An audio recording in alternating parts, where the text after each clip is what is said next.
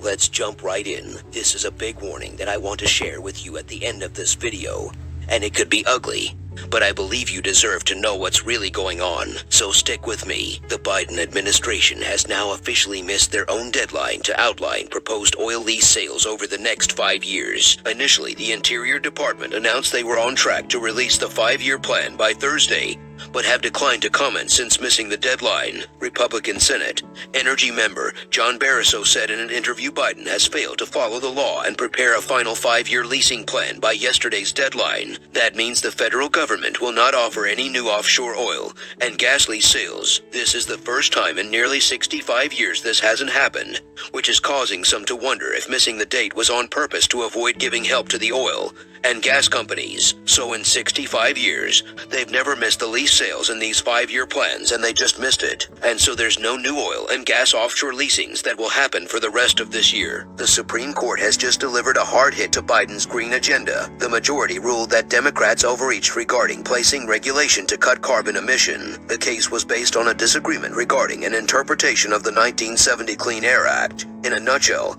the Supreme Court ruled that the U.S. EPA did not have the authority to shift power generation from one method to another that they deem is better for the environment. This will make it harder for Biden to transition the United States into a green country, as it gives fossil fuel energy providers less of an incentive to transition over to clean energy. However, some argue that green energy will continue to get cheaper, which could naturally cause oil companies to shift in order to compete in the marketplace. But this would be true capitalism, where money flows to the best ideas, not by something being forced. Now, the Federal Reserve is currently holding on to over $2.3 trillion in cash. This is an issue because the Federal now owes 5% interest on this money, which accounts for $141 million of interest daily. Foreign and domestic banks store their cash at the Federal Reserve, which has been deemed as an easy profit that would generate them 5% in interest each. However, this is not cheap because this adds up over time and the Federal Reserve doesn't know what to do. So here's what this means. The dollar has gotten much stronger in the last 90 days as the Fed has been raising interest rates. This makes other countries that are struggling seek safety in the United States dollar, so they go out and they buy bonds and treasury bills, etc. However, it then puts a burden on the United States Central Bank to deploy that capital wisely right now, with everything going down and the stock market being volatile, and there being a lot of uncertainty. They have $2.3 trillion that they don't know where to put safely and wisely, and so they're stuck paying $141 million every single day until they figure out where to put this money. What happens is over time is this will weaken the dollar and other countries' faith in the US dollar and the United States banking system, and then they could pull all of that money out and collapse the dollar. So this really is kind of a scary situation to find ourselves in. Again, we're the best looking in an ugly contest, but things are still really ugly, and now the dollar is so strong that it's inviting all of this new capital that they don't know what to do with. President Biden recently attended a 2-day NATO summit where he pledged an additional $800 million to Ukraine. This announcement came one day after the United Kingdom announced $1 billion for Ukraine in a statement.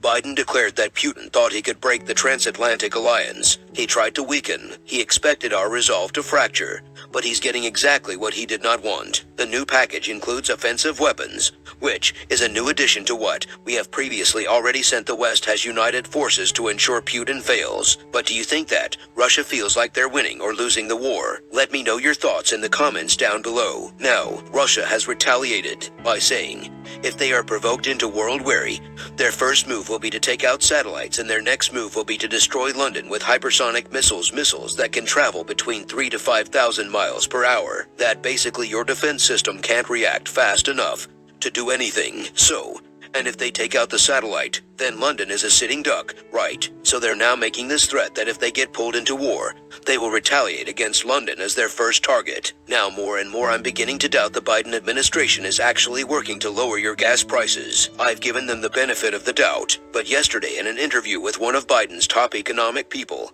he said something that was really eye-opening, and I want to share that with you. The director for Biden's National Economic Council, Brian Deese, said the following in a CNN interview. The host, Victor Blackwell, asked, "What do you say to those families that say, listen, we can't afford to be paying $4.85 a gallon for months, if not years. It's hurting us." Mr. Deese replied, "This is about the future of the liberal world order, and we have to stand firm." So essentially, he is saying Biden and his administration are creating a new liberal world order, and they plan to stand firm on high gas prices and the goal of creating a new green energy. So, this is super scary to me to have an administration that seems willing to economically cripple the middle class and lower income families in the name of a goal that should be spread out over decades.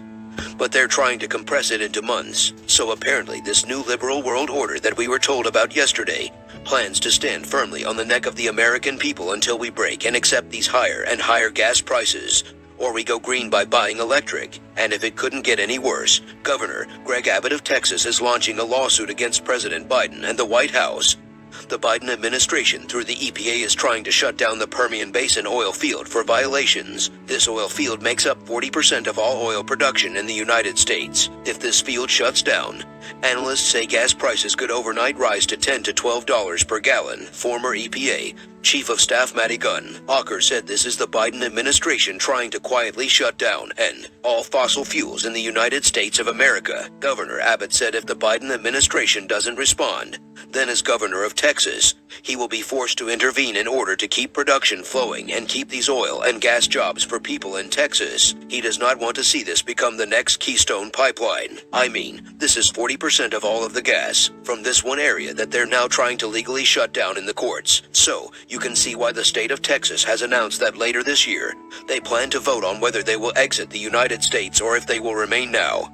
Billionaire Steve Forbes to this said, making the American people poorer has got to be the worst election strategy in world history. So I mean, people just feel like they're being crushed under these new prices and under new debt that they're forced to take on, just to keep the lights on, just to keep a roof over their head, just to keep food on the table. So this is a big warning to the American people that the White House is saying one thing to the press and doing just the opposite in the US court system. So hopefully they're unsuccessful with shutting this down, because the price of gas, I mean, like nobody would even be able to go to work. $10-12 an hour or per gallon. It's insane, right? All right. Now, after 53 people died from being stranded in the back of a semi-trailer while attempting to enter the United States, 4 people have been charged with these deaths. 2 of them were closely connected to the incident and will have life in prison or possibly the death penalty. They apparently were doing methamphetamine and forgot about these people, and they all died of heat exhaustion in the back of this trailer. Now, to ensure illegal